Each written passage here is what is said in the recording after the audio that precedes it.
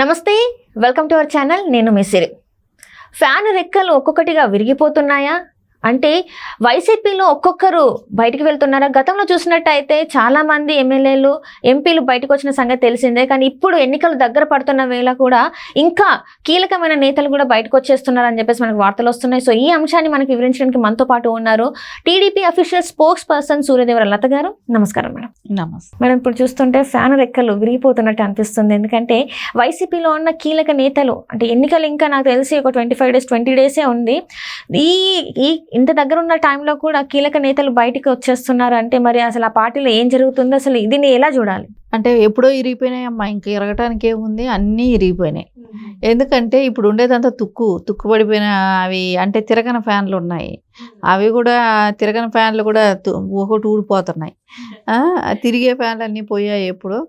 ఎందుకంటే ప్రజా వ్యతిరేకత అంత ఉంది కాబట్టి ఏ నాయకుడు కూడా వాళ్ళతో కలిసి పనిచేయాలనే కూడా కోరుకోడు కాబట్టి మనం చూసాం గత కొద్ది రోజులుగా ఆయన ఏ నియోజకవర్గంలో పాదం పెడితే ఆ నియోజకవర్గం నాయకులు ఆయనతో క్యాంపెయిన్కి రాకుండా పోవటం, తప్పించుకోవటం, వేరే చోటకి వెళ్ళిపోవటం, వాళ్ళని ఎక్కడున్నారో ఎత్తుక్కోవడం, అదంతా జగన్మోహన్ రెడ్డి వంతే అయింది.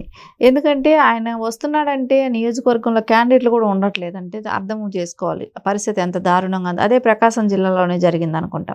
అది కూడా కాకుండా ఆయన నెల్లూరులో కూడా వెళ్ళినప్పుడే కానివ్వండి, అక్కడ ఆయన ఉంటున్న టైంలోనే అక్కడ ఉన్న నాయకులు వెళ్ళి టీడీపీలో తీర్థం పుచ్చుకోవటం జరిగింది. కాబట్టి ఖచ్చితంగా ఆయన వెళ్ళిన నియోజకవర్గాల నుంచి కూడా నాయకులు వెళ్ళిపోవటం, పార్టీలు మారిపోవటం, ఇక్కడ ఎమ్మెల్యేగా ఉన్న వాళ్ళు కూడా వెళ్ళిపోయి వేరే పార్టీలో ఎమ్మెల్యే క్యాండిడేట్లుగా మళ్ళీ సీట్లు తెచ్చుకోవటం, ఎంపీలు వెళ్ళిపోవటం, ఎంపీలు కూడా వెళ్ళిపోయారు కదా.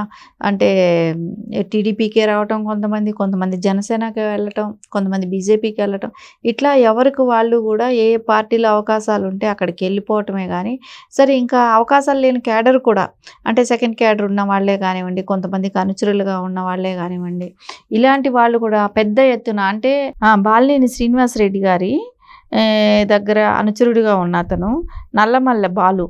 సో అతను కూడా అతను అంటే ఇప్పుడు వెళ్ళిపోయి ఆయన అనుచరగణంతో వెళ్ళిపోయి టీడీపీలో జాయిన్ అవటం కానివ్వండి, ఇవన్నీ కూడా చూస్తూ ఉంటే ఏదైతే ఒక సామాజిక వర్గం కాపులు ఇప్పుడు కొంచెం ఒంగోలు ఒక స్థాయిలో చూస్తే కొంచెం వైసీపీకి పట్టు ఉండేది ఇది వరకు. కొంచెం అంటే కాంగ్రెస్ ఓట్ బ్యాంక్ ఎక్కువ ఉంది కాబట్టి అది ఆటోమేటిక్గా షిఫ్ట్ అయ్యింది. కానీ ఇప్పుడు పరిస్థితి అలా లేదు. అక్కడ కాపు సామాజిక వర్గం కానివ్వండి, వైశ్యాసే కానివ్వండి, వాళ్ళు ఏంటంటే వాళ్ళ ఆస్తులు వీళ్ళు లాగేసుకోవటం చేశారు. వైశ్యాసివి కొన్ని చోట్ల వాళ్ళ ఆస్తులు, ల్యాండ్స్ అవన్నీ కూడా వీళ్ళు కొంతమంది జప్తు చేయటమే కానివ్వండి, వాళ్ళకి న్యాయం జరగకపోవటమే కానివ్వండి, ఇవన్నిటి దృష్ట్యా ఏంటంటే ఈ గవర్నమెంట్ ఉంటే ఇలాగే చేస్తారు, కబ్జాలు చేస్తారు, దౌర్జన్యాలు చేస్తారు, ఆస్తులు ఆక్యుపై చేసుకుంటారు. ఇవన్నిటి భయంతోనే చాలామంది కూడా నెక్స్ట్ ఈ గవర్నమెంట్ రాకూడదు, ఇది వస్తే రేపు పొద్దున మళ్ళీ మనం ఇలాంటి ఫేస్ చేయాల్సిందే. సో కబ్జాలు చేసిన దాన్ని తరిమాలన్నా కూడా కొంచెం న్యాయంగా పోలీసులు పనిచేయాలంటే గవర్నమెంట్ స్థాయిలో ఉన్న వ్యక్తి నారా చంద్రబాబు నాయుడు గారు లాంటి వాళ్ళు ఒక న్యాయమైన పరిపాలన తీసుకొచ్చే నాయకుడు కావాలని ఎవరైనా కోరుకుంటారు. కాబట్టి ఒక దుర్మార్గుడైన ఆలోచన. ఎందుకంటే ఆయనే అక్రమ కేసులు, ఆస్తులు కూడా పెట్టుకున్న దానిలో జైలుకి వెళ్ళిన వ్యక్తి, ఆయన ఎలా ప్రజలకి న్యాయం చేస్తాడు అనుకుంటారు? సరే ఒక ఛాన్స్ ఇచ్చి చూశారు. ఆయన ఏం చెప్పాడు? అన్యాయంగా అక్రమంగా నా మీద కేసులు బరాయించాడు అన్నారు.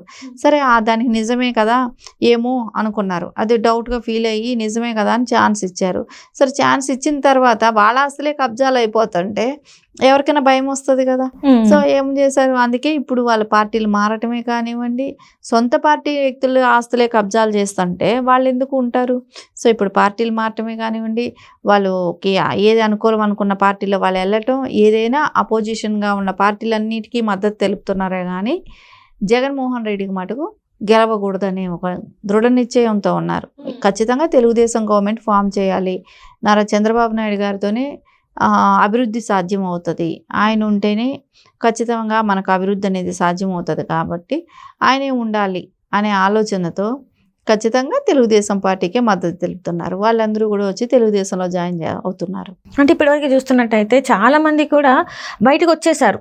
అయితే కొంతమంది మాత్రం వైసీపీలోకి వస్తున్నారు. ఈ మధ్య మనం చూసి 2-3 చూస్తే వాళ్ళు సీట్లు రాలేదని వస్తున్నారా, లేకపోతే దేనికోసం వస్తున్నారు వైసీపీకి అనేది అర్థం కావట్లేదు. ఇక్కడ చూస్తే అధిక సంఖ్యలో వైసీపీ నుంచి బయటకు వెళ్తున్నారు, వీళ్ళేమో లోపలికి వస్తున్నారు, అంటే వైసీపీలోకి వస్తున్నారు. అసలు అంటే దీన్ని ఎలా చూడాలంటారు మరి? అంటే వాళ్ళు ముందు నుంచి కూడా కోవర్ట్లుగా ఉన్న వాళ్ళు, మీకు అర్థం అవ్వట్లా. కేసినేని నాని గారు, సో ఆయన వెళ్ళిపోయారు, కండువా కప్పుకున్నారు, తర్వాత ఎక్కడ ఉన్నారో అడ్రస్ లేదు.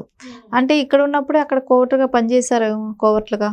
సో ముద్రగడ పద్మనాభం ఆయన పవన్ కళ్యాణ్ గారిని ఇక్కడ ఉన్నన్ని రోజులు ఆయనకి నువ్వు ఇన్ని సీట్లు తీసుకో, మనకు పవర్ షేరింగ్ అని ఇట్లాంటివన్నీ ఆయన అంటే ఎంకరేజ్ చేసి ఇది విచ్ఛిన్నం అవ్వాలి, కూటమిలో ఉన్నాడు కదా, సో కూటమిలో ఉండకూడదు, తెలుగుదేశంతో కలిసి పోటీ చేయకూడదు అనే ఒక ఉద్దేశంతో ఏం జరిగింది, సో విచ్ఛిన్నం చేయాలంటే మనం అక్కడ కొంచెం డిస్టర్బెన్స్ క్రియేట్ చేయాలి. కాబట్టి ఖచ్చితంగా పవన్ కళ్యాణ్కి అలాంటివన్నీ ఆయన మైండ్లో లేని ఆలోచనలు ఇస్తే ఆయన మాట వింటే ఈ కూటమి అనేది ఉండదు, సో విచ్ఛిన్నం అవుతుంది.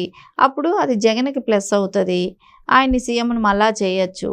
అంటే ఇట్లాంటివన్నీ కూటమి ఉండకూడదు అనేది, బీజేపీతో కానీ అటు జనసేన కానీ టీడీపీ కానీ కలవకూడదు, సో ఎవరికి వాళ్ళు డివైడ్ అయ్యి ఉండాలి అనే ఒక ఆలోచన ప్లాన్ చేసిన వాళ్ళే వీళ్ళందరూ కూడా. సో అది జరగనప్పుడు వాళ్ళు ఇంకా మిగిలిపోతారు కదా, సో అక్కడ ఒక కమిట్మెంట్ ఉంది, సో ఆ కమిట్మెంట్కి వాళ్ళు వెళ్ళి జాయిన్ అయిపోయారు. అలా ఎవరైనా వెళ్ళిన వాళ్ళు ముందు నుంచి కూడా ఈ పార్టీలో కోవర్టులుగా పనిచేశారు కాబట్టి ఖచ్చితంగా వాళ్ళకి అవకాశాల కోసం వాళ్ళు వెళ్ళారు, అంతే.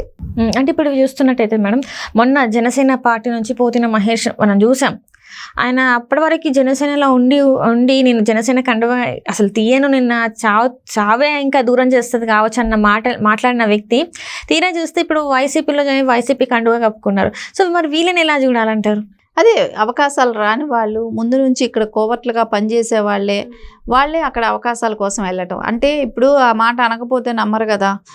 నేను కానీ పార్టీ మారితే కొబ్బరి బొండాలు నరికే కత్తితో నా తల నరకండి అని అన్నాడు. అంత స్ట్రాంగ్ మాట మాట్లాడకపోతే ఆయన ఎవరు బిలీవ్ చేయరు అనే దానికి అప్పుడు పార్టీలో జనసేన పార్టీలో ఉన్నప్పుడు ఆయన బిలీవ్ అవటం కోసం అలాంటి మాటలు మాట్లాడాడు.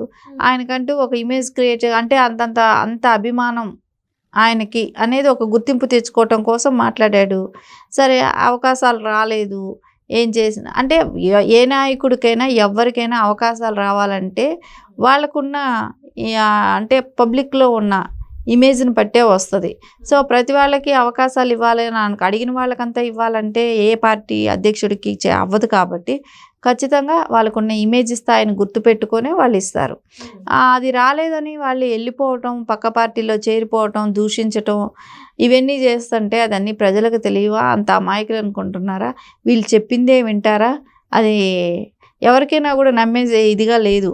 సరే అది ఏది ఏమైనా కూడా జగన్మోహన్ రెడ్డి వైఫల్యం అనేది ఖచ్చితంగా కనపడుతుంది. కాబట్టి ఎవరు కూడా ఆ పార్టీలో ఉండటానికి ఇష్టపడటంలా. ఇలా కోవర్ట్లు ఒకరిద్దరు వెళ్ళినంత మాత్రాన ఏ పార్టీకి కూడా కూటమిలో ఉన్న తెలుగుదేశం పార్టీకే కానివ్వండి, జనసేనకే కానివ్వండి, బీజేపీకే కానివ్వండి, ఇలాంటి వాళ్ళు వెళ్ళిపోవటం వల్ల నష్టం లేదు. కానీ ఆయన దగ్గర ఎమ్మెల్యే క్యాండిడేట్లే వచ్చేస్తున్నారు కదా, సో అది కదా.